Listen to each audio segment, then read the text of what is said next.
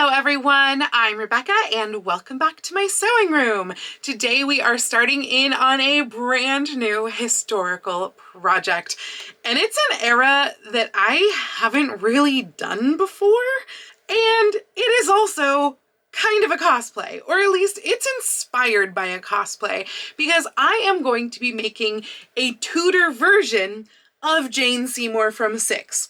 So basically the idea is that I'm taking elements from the Jane Seymour costume, aka this one that I made last year / finished earlier this year, and I'm taking those elements and I'm turning them into a Tudor gown, like historical silhouette, etc. Tudor gown. Now, I have kind of made one Tudor gown before. I made it when I was in college, when I had really no idea what I was doing. It was one of the first like historical projects that I ever did, and it was also, I think, my first time ever like making up a pattern, not using a pattern, because the pattern that I'm going to be using for this project was released literally within a month of me finishing this gown. So this was the gown that I made in college. You can see it has fit issues galore. I have literally never worn it except for this one banquet. And within a month of me finishing that project, Simplicity released this pattern right here. This is Simplicity 2589, and it is basically a pattern for the gown that I made back in college. So this time I am going to be starting with this pattern, especially because that gown never fit correctly and my skills have luckily much improved in the last, I'm not going to tell you how long ago that was. That said, I don't know how historically accurate this pattern is. Obviously it's a Simplicity pattern, so probably not super accurate, though the Andrea Skew patterns, which is what this is, are usually better than like the other types of Simplicity patterns. But I already know that there is one thing about this pattern that is not correct and that I am planning to change, and that is that this calls for a lace up back. That's not a thing that they did with these, like, I think they call them Henrican gowns. Basically, I mean, of the period of Henry VIII is what I believe that is, with the big hanging sleeves and everything. And these gowns did not lace up the back. They usually laced up, I think the front was the most common, and then they would have basically a panel that came across the front that would get pinned in place or possibly even stitched in place to hide that inner front lacing. Historically speaking, these were also like made over a fitted kirtle, really corsets, pair of bodies, stays, etc. They weren't a thing yet to my knowledge. I'm not super researched in this era, but this is kind of where my costuming began, hence why I haven't done this in so freaking long. And because this is overall a cosplay, I am not worried about historical accuracy here. I mean, I'm using like metallic holographic fabrics. So let's talk about the fabrics that I'm using for this project. So first off, this is my sketch. I know that this is not going to come out on camera very well, and I basically mostly traced the Jane Seymour sketch and then kind of drew stuff in. And for the main like overskirt slash bodice slash kind of that upper shoulder area, the fabric that I'm using is this, which is an upholstery fabric that I got when I was in the LA Fabric District. You saw this in my haul if you watched that video. And as you can see, it is black upholstery fabric woven with metallic silver threads. And I think it's going to look really, really cool and kind of bring a little bit of that Jane Seymour 6 energy in kind of the overall body of the gown. However, Jane Seymour is known for that like Tudor architecture bodice, and so I want to incorporate that into this gown as well. And I'm going to do that not in the bodice, but actually in the forepart and the sleeves. So the forepart is that middle part of the skirt that you see that's like tends to be more decorative than the outer portion of the skirt.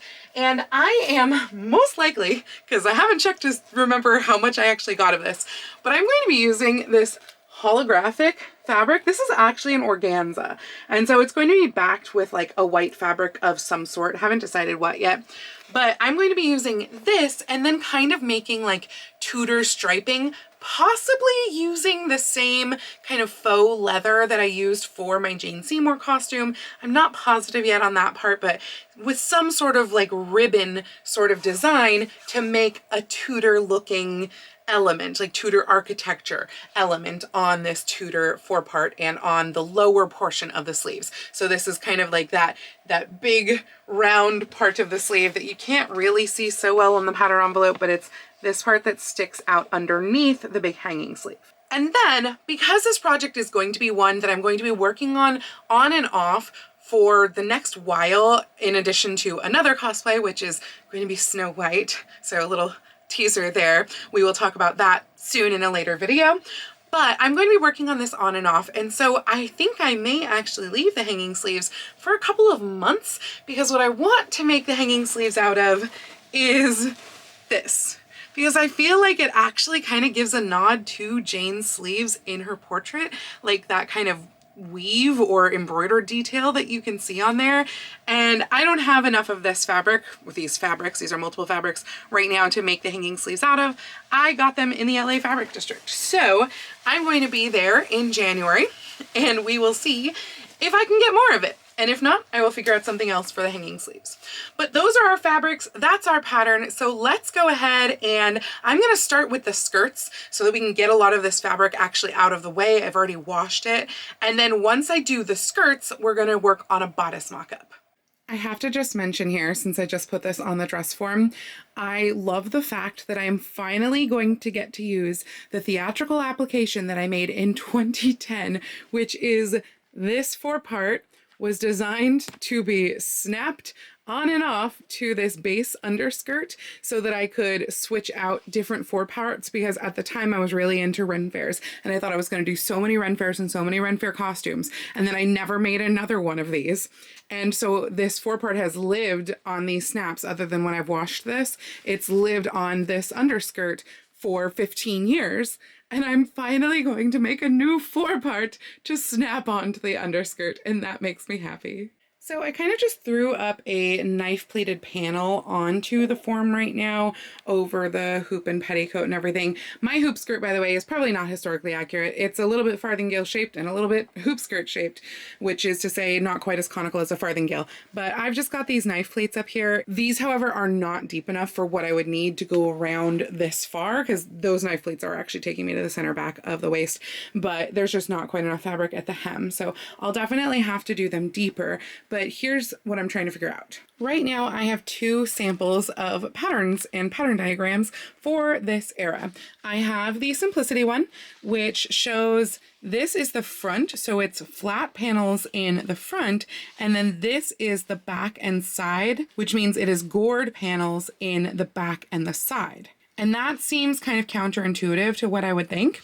And then this is Period Costume for Stage and Screen, the book, which is the only book that I have that actually goes back to 1500.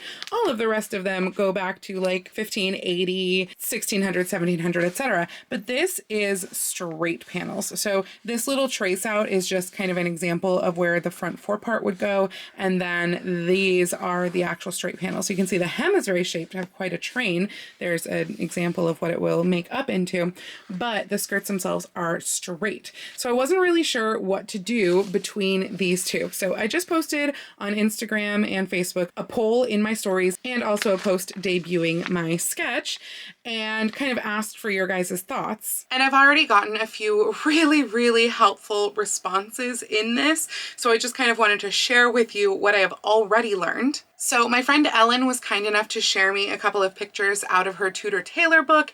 And in Tudor Tailor, it looks like this. So we've got like basically the side seam, the side front is gored. It is narrower at the top than it is at the bottom.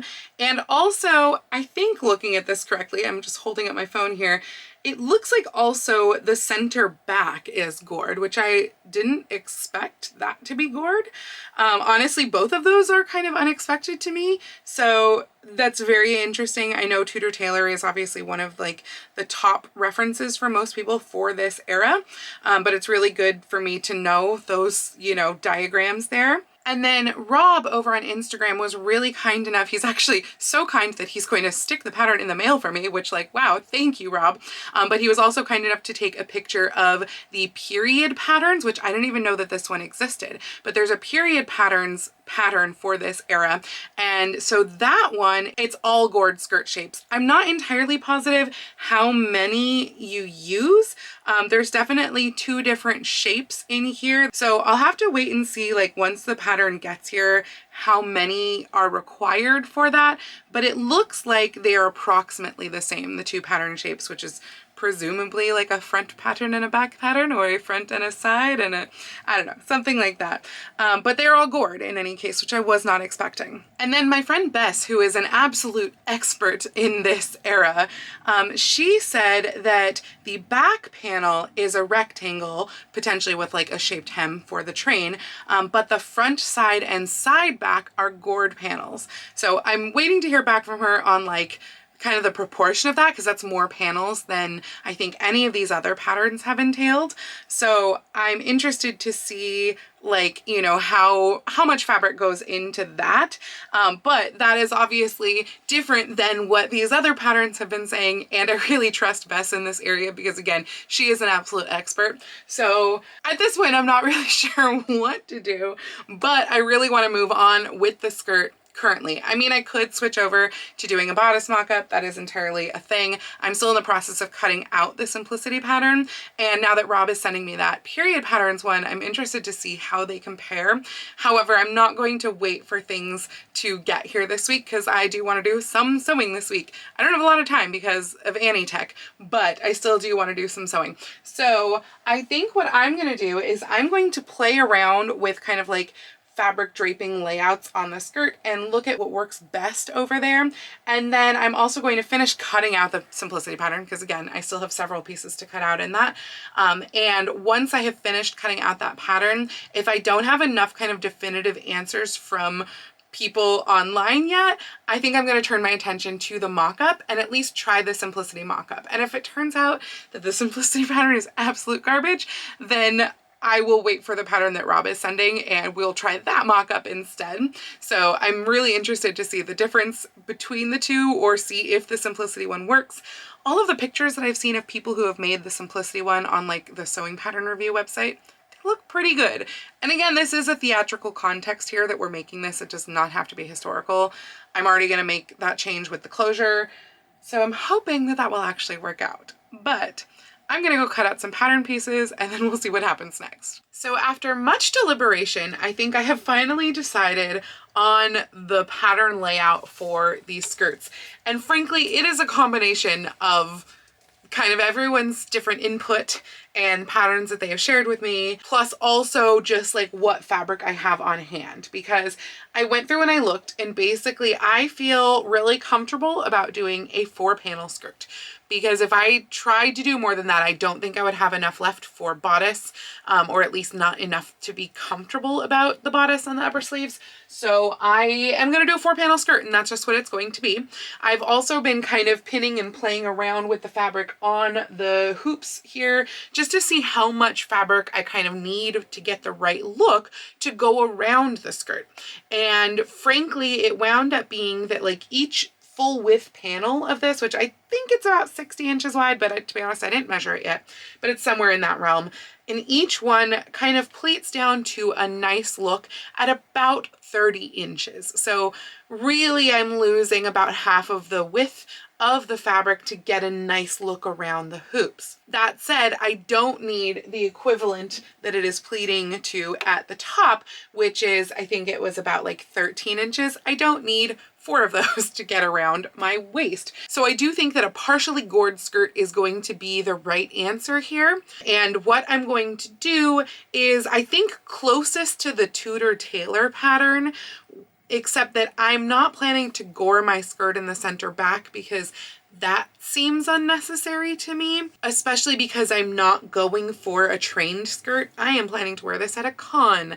I don't want it to drag on the ground. So I'm just going to make it long enough to like sweep the ground. If that, I might even do it a little bit higher than that, just because I know that Comic-Con here is usually wet and you have to walk outside between buildings because it's in March. So I think I'm going to make mine a little bit shorter. And so that means that I was basically looking at needing about 53-inch length in the back, slightly shorter front and sides, but 53 times 4 again leaves me with about the same amount left, like 53 inches left, to get the bodice sleeves, etc. out of. It's more than enough, but it would not be enough if I tried to make another panel out of there. So I am going to do, I think, 2 straight panels in the back and have a center back seam. It is possible that I'm not going to do that the full width of the fabric, like 2 panels that are the full width of the fabric. I might cut that down just a little bit because, again, doing my math of what I need to get around, I need about 105 inches. And like I mentioned, those panels kind of pleat down to a nice gathered look along the bottom of the hoop at about 30 inches. So that's 120 inches total. I need 15 inches less than that. So I think I might cut that back a little bit on the straight panels because I just don't think I need them that wide.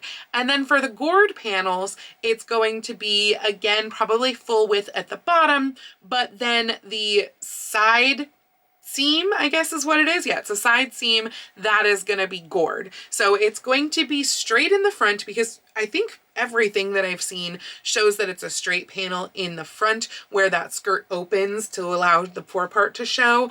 So that's a straight. And then this one is going to be gored slightly. Not like super gored. We don't want like a huge angle here, but it's going to be slightly gored, a little bit wider on the bottom than it is at the top. So that's what I'm going to do. I'm going to cut those out. I am going to sew those together. Yes, I'm adding pockets because I don't know if they add pockets, but like, why not?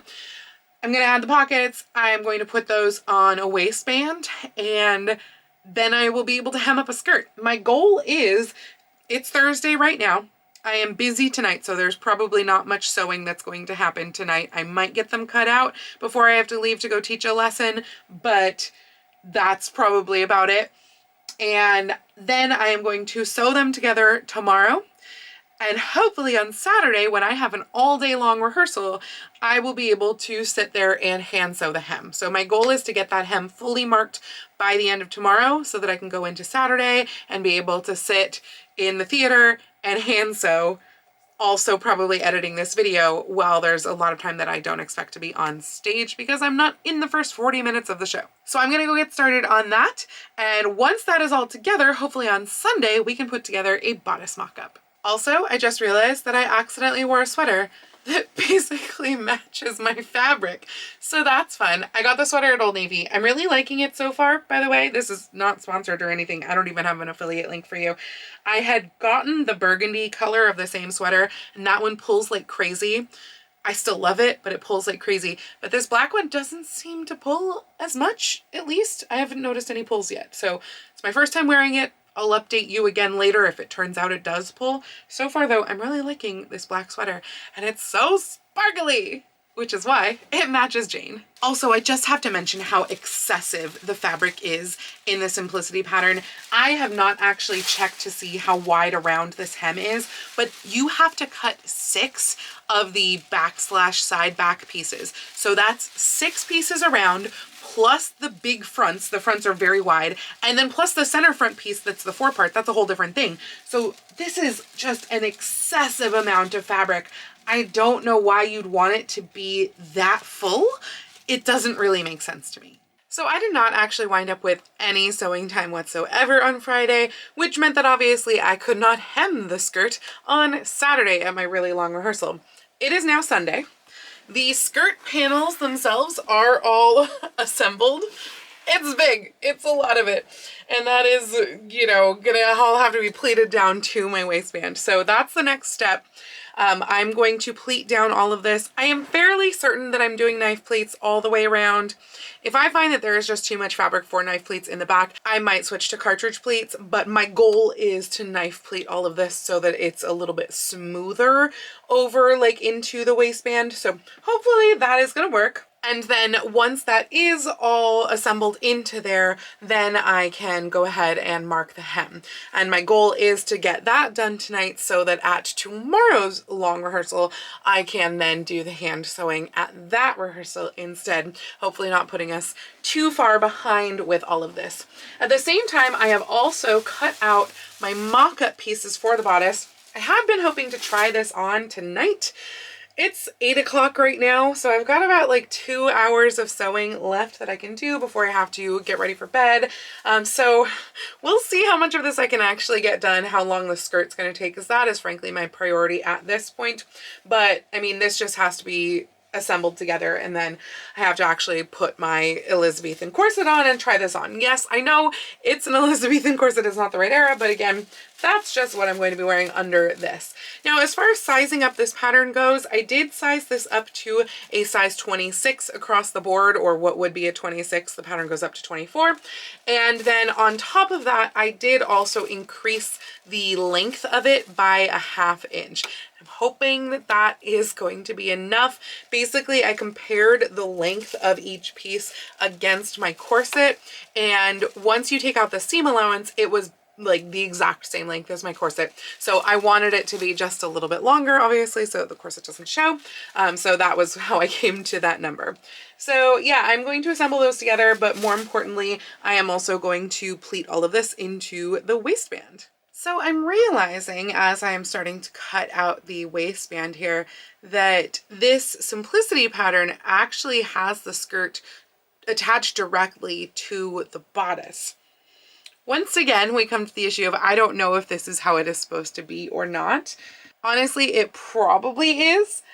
And it does look nice on the pattern envelope, but honestly, where the seam is on the pattern envelope, she's kind of hidden it with this like rope belt anyway. So I'm really not sure how necessary it is to have it attached directly to the bodice.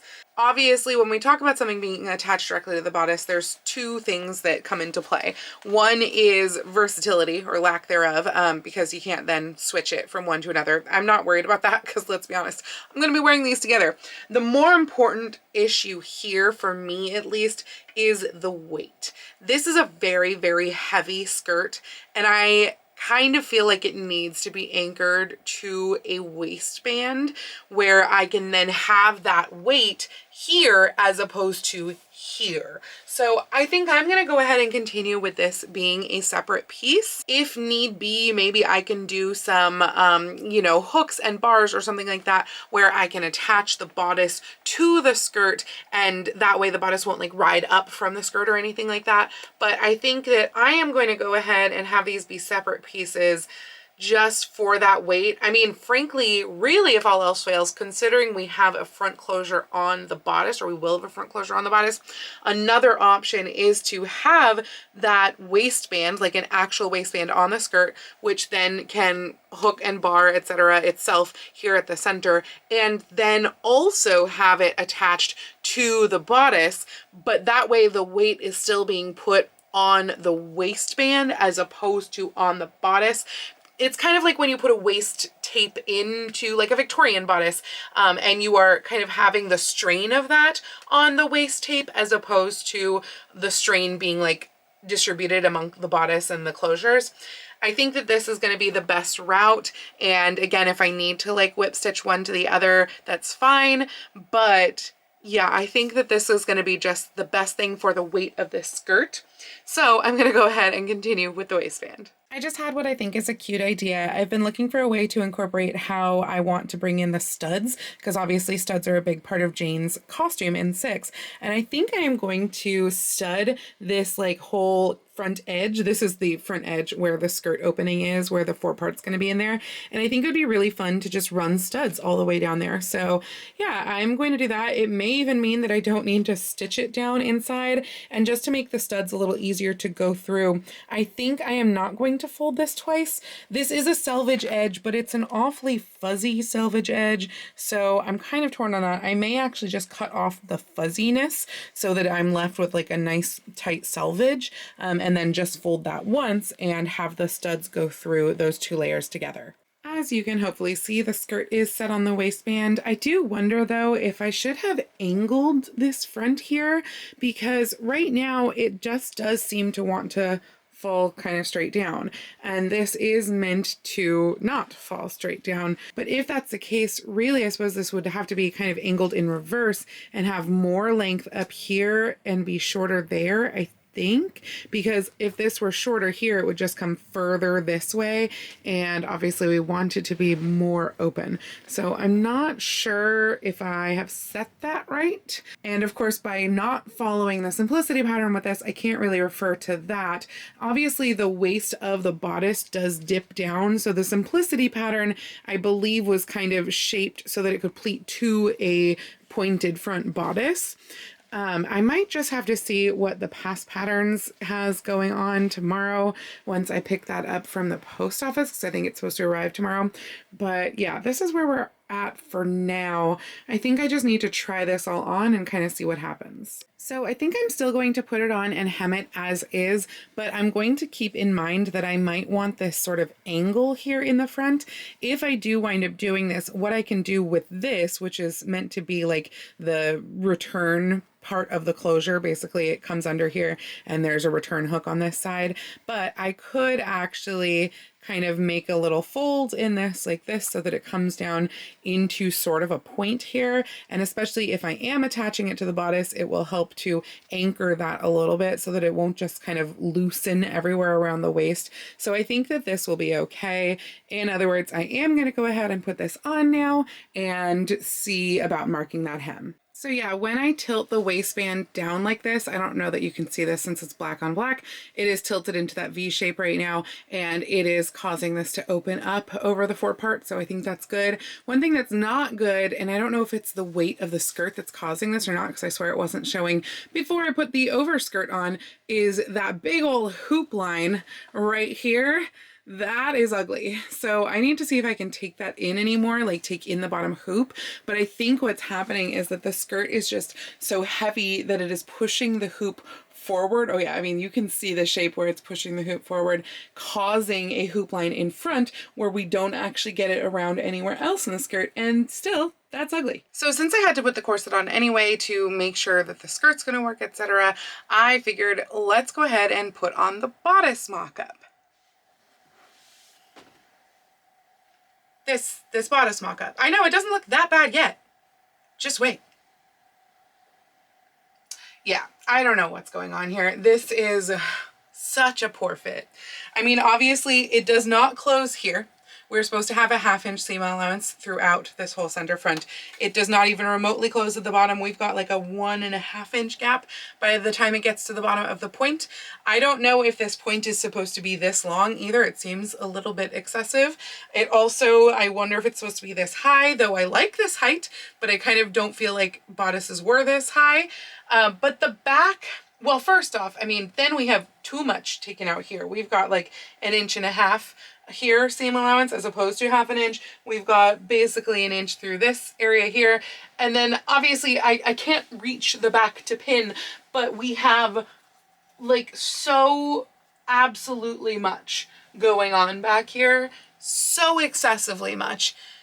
I think I am going to scrap this bodice mock-up entirely. The pattern that Rob sent should be getting here, I think today, though as of this morning, the tracking very much was not here, even though it said it was supposed to be delivered by 9 p.m. tonight. So we'll see, that'll either be here today or tomorrow. And I think I'm gonna have to go with that for just a completely new bodice mock-up number 2. I think this is so far from what we need that it cannot be used. Like trying to make this immense amount of tweaks to this, I think it's just more trouble than it's worth. So I'm gonna put this bodice mock-up aside for now until that other pattern gets here. We will try the other pattern and see that hopefully it's going to be better. In the meantime, I am going to go ahead and pin up my skirt.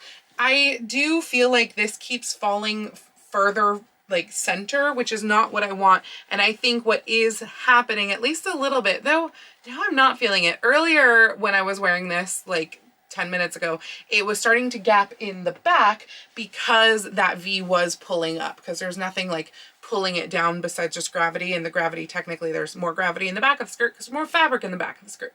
So yeah, that was pulling up and redistributing things. I'm not sure why it is now not opening as much, and I'm not sure how to fix it other than seeing about potentially attaching it to the bodice once we get to that point. But I'm still gonna hem it, because frankly, even if the hem in the very front here changes a little bit, the hem overall is not going to change. So I'm gonna get rid of some of this fabric because I think I have enough hem that I can actually cut some off, which will alleviate the tiniest bit of weight, because this is really heavy. Like, this may actually be heavier than my original like Ren Fair skirt that I made to go with this underskirt, which is made out of cotton velvet. It's very heavy. It doesn't feel heavy on me. It's just like dragging and pushing things. But I did fix the hoop problem, I think. I just kind of condensed the hoop in a little bit. The problem is that right now, if I go to like walk backwards, and the fabric, because it's also a very like tactile fabric, the fabric then attaches itself to the carpet underneath my feet as I walk backwards and pushes the whole hoop forward. So I think I need this to be fully off the ground. I already kind of wanted to aim for that anyway, but I feel like this can't touch the ground, because otherwise if it touches the ground, it's going to throw everything off balance. So I'm going to pin and press this hem up and hopefully be able to sew at least some of it at rehearsal tonight. I am now coming to you from just a few days in the future for this outro, because yes, we have reached the outro. That was really all that I got done besides hand sewing half of that hem. So it is all pinned and pressed in place. Half of it is sewn, but sewing that takes a whole lot of time because it's a lot of fabric. So yeah, that's half done. I will continue to work on that, and we will get back to doing the bodice in the next Jane video, because I now have a few more resources to work off of for patterning. So I think hopefully we'll be able to find a much better fitting bodice than that Simplicity one, which was quite a disaster. So hopefully you've enjoyed this video so far. If you did like this video, please go ahead and click the thumbs up icon. And if you'd like to see more videos like this from me, please go ahead and click subscribe and the little bell icon to be notified every time I post a new video. I do post videos here on YouTube at least once a week, usually with sewing vlogs like this out on Tuesdays, and sometimes with additional costuming or sewing related content out on Saturdays. But I post every day over on my Instagram, so please go follow me on Instagram. That's at Lady Rebecca Fashions. And if you'd like to help support all of the work that I do on this channel, I do have a link to my Patreon and my Ko-fi down in the description below, or you can send me a super thanks or join my YouTube channel memberships right here on YouTube below the video. I'd also like to take this time to thank my absolutely amazing patrons, without whom all of this would definitely not be possible, particularly my patrons at the Romantic, Victorian, and Edwardian level tiers, who are Jean, Kim, the Dowager Duchess Isabel Thompson, Audra, Janet, Deborah C, Rowan, Deborah T, Robin, Nurse Anita, Linda, Nick and Steven, Jen, Dale, Judd, Joan, Nancy, Eileen, and Roxanne. Thank you all so much, and thank you all for joining me today. I hope you all have a wonderful week, and I will see you very soon in my next video. Happy sewing!